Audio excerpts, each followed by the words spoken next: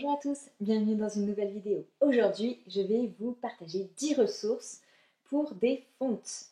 Vous pouvez également retrouver d'autres vidéos où j'avais partagé d'autres ressources vraiment sur d'autres thématiques, illustrations, images, icônes, trouver l'inspiration. Vous aurez les liens en description. Si vous aimez bien les contenus que je vous partage, vous pouvez aider ma chaîne, soutenir ma chaîne en vous abonnant et surtout en actionnant la petite cloche. Et enfin, pour ceux qui aimeraient apprendre à utiliser Figma rapidement, du wireframe jusqu'au prototype, je vous invite à suivre le lien dans la description. Mais tout de suite, je vous partage les 10 ressources pour les fontes.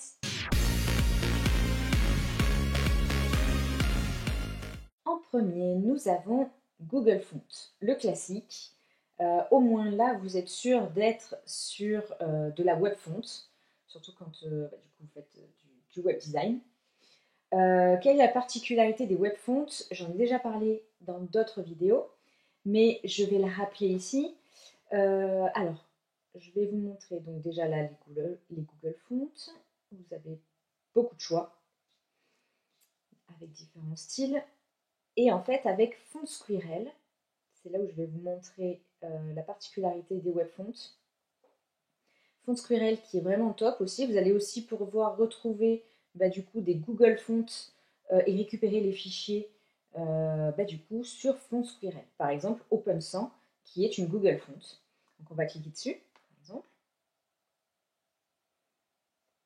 Et vous voyez que l'on peut télécharger le fichier donc download TTF. TTF ou OTF, du coup, va nous servir pour rajouter dans la librairie de police de notre ordinateur, Mac ou Windows. Par contre, ça ne suffit pas si on n'a que ce fichier-là. Donc là, vous avez sur cette fonte-là, ce n'est pas toujours le cas sur Font Squirrel. Donc il faut toujours vérifier lorsque vous partez sur une fonte que vous avez bien Web Font Kit. Vous cliquez dessus et là, vous avez les formats vraiment nécessaires pour que votre fonte soit compatible sur tous les navigateurs. Et ça, c'est hyper important. Donc vous cliquez en fait sur tous les formats et ensuite vous téléchargez votre fonte complète. Et c'est ce que vous allez pouvoir fournir aux développeurs, à l'intégrateur web. Donc ça, c'est hyper important. Je reviens sur la page d'accueil. J'adore Font Squirrel. Et là, vous pouvez cliquer et filtrer les différents types de fontes. Un troisième, c'est Bifonts. Toujours pareil, toujours le même principe, vous avez pas mal de choix.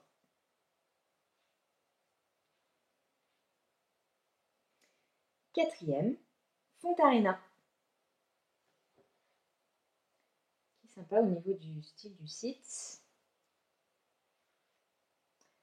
Avec tout ça, vous pourrez trouver votre bonheur. Fontaine, le cinquième. Toujours pareil, sur tous, il y a pas mal de styles. 1001 fontes. Vous pouvez également partir sur des fontes payantes.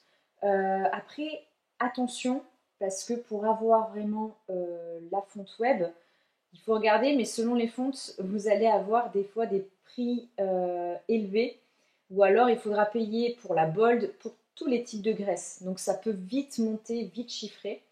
Donc après, à voir au niveau de votre client s'il y a une fonte en particulier qui pourrait lui plaire, mais qu'ils sont prêts à mettre le prix au niveau de la fonte, là, ça pose pas de problème.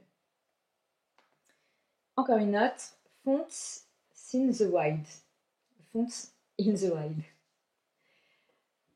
Toujours pareil, là c'est un peu avec des mises en situation, des textes. Encore un autre, Font in Use. Toujours en situation, là les fontes. L'avant-dernier, Typewolf, avec des mises en situation aussi.